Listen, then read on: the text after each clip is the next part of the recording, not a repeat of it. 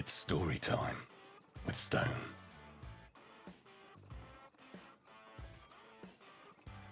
The Uninvited Party Guests. But I don't want to go to the party. Sophia stamped her foot as her mother brushed her red curls out of her face. My darling, you have to go. Now, your cousin has been kind enough to invite you to her tea party. It'd be fucking rude not to go. But I don't even like fucking Samantha. She's a snotty and a snobby little shit. She's a real fucking snotty shit, Sophia huffed. Her mother sighed and placed a large sun hat with a yellow bow on Sophia's head. Sophia fucking hated that hat. Almost as much as she fucking hated that it went perfectly with her yellow sundress. I promise you'll have a good time once you go. Now you know the way to your cousins. Take the path through the woods. It's going to be a grand party. Your aunt has told me they have lined the path with blue ribbons to help guide the guests. You can take your bicycle. Follow the blue ribbons all the way there. Don't go off the path though. And don't lose your fucking invitation, she said firmly, pressing the golden envelope into her hands. Sophia kissed her mother goodbye and retrieved her bicycle from the shed. Her bicycle was her prized motherfucking possession. It was cherry red, with a white wicker basket on the front. She began to push her bike towards the forest. Her orange tabby cat Peaches crawled out from behind the shed and began to follow her into the woods. No, Peaches, you can't come with me. Shoot, shoot. Peaches meowed in protest. Meow, meow. Well, all right. Maybe with you there, the party won't be so fucking bad.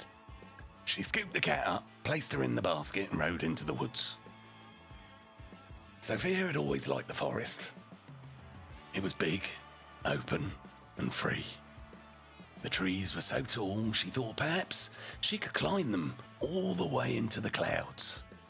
It wasn't long before she saw the blue ribbons tied in bows that would lead her to the tea party. She followed them deeper into the forest. She groaned. She wanted nothing more than to run away and skip the stupid party. Something bright caught her eye though, and she turned her head.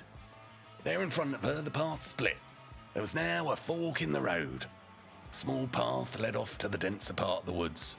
Curiouser still, this path was lined with red ribbons. How odd, Peaches looked. There is a new path in the woods. I've been here many times and I've never seen this path. Surely, we must follow it.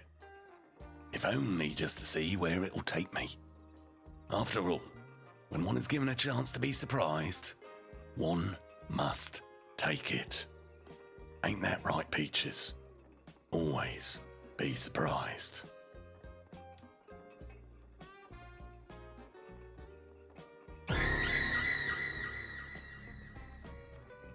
Peaches meowed in agreement.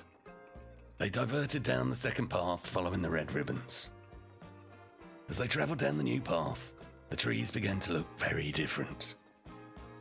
They changed from the familiar pine trees to a tall and twisted kind of tree that Sophia had never seen before. The sky also seemed to change from a pale blue to a dark violet. Sophia shivered. It's suddenly grown very cold. Chunky snowflakes began falling from the purple sky. I'm suddenly not dressed properly. Strange for it to be snowing in the June. The path lined with red ribbons stopped abruptly, and at the end of the path was the largest tree Sophia had ever seen.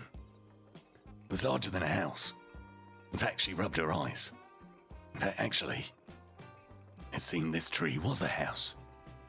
A bright red door with a golden knob was placed on the outside. The door was just the right size for Sophia, and the knob turned and the door appeared to open all by itself. Her cat began to meow wildly and sprang out the basket. Peaches, come back! Sophia cried, throwing her bicycle to the ground, but the cat had already disappeared behind the door. Sophia peered inside. It seemed that the tree was not a house after all. The open door revealed an underground tunnel that went further and further than Sophia could see. A stick ladder lay against one side of the tunnel. She leaned in, and she could hear cheerful music coming from deep inside the tunnel, and a scrumptious smell tickled her nose. Well, I can't go to Cousin Samantha's without Peaches. I'm going to go after her. She gathered all the courage she could muster, which she felt didn't amount to much more than a fucking breadcrumb. But a crumb of courage is more powerful than a fistful of fear. She climbed down the ladder and followed the music. She felt as though she'd been descending and descending for quite some time. Perhaps even hours, she thought. Finally, her feet felt the firmness of a dirt floor. There were forest creatures dancing and playing instruments all around a roaring bonfire. Fucking hell, this is strange. There were chairs and tables piled high, plates of rich food. Seemed like all the animals were having a secret party of their own underground. There were bears, badgers, foxes, wolves, rabbits, even birds, all finely dressed and walking upright. Sophia gasped in surprise. And suddenly, the music stopped. The creatures all turned to look at Sophia. "What the fuck is this human girl doing here?" demanded a rabbit, who was dressed in trousers and holding a fiddle.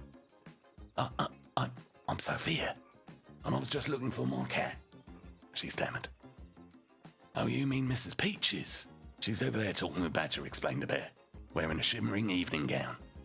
Sophia gasped at the sight of her cat speaking to a badger while walking upright on her hind legs.